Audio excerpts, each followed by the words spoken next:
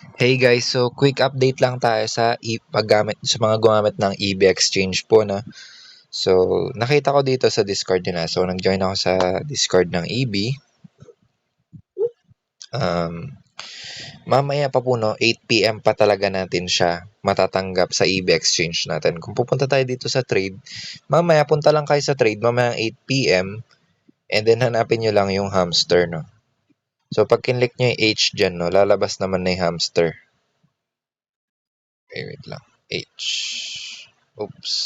Medyo naglalag ako nila. Pero scroll nyo lang guys, makita nyo to, hamster spot. Then click nyo lang yan. And then pag kinlik mo kasi tong cell ngayon, no, 15 minutes pa talaga, no. So mamaya pa talaga natin guys malalaman. So ito po yung ano nila. Ilalagay ko na lang yung Discord nila sa comment section para makita nyo rin. No?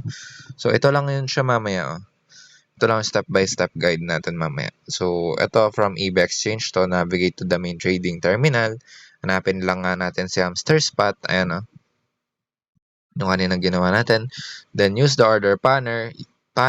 Parang yun lang. Kiklik lang natin. Pag kasi naka-cellphone tayo, kiklik lang natin mamaya kung sell or buy, di ba? So mamaya, sell lang natin mamaya. Kunwari, okay, ayan o. Tawag dito. Punta lang tayo dito. Then hanapin natin si hamster.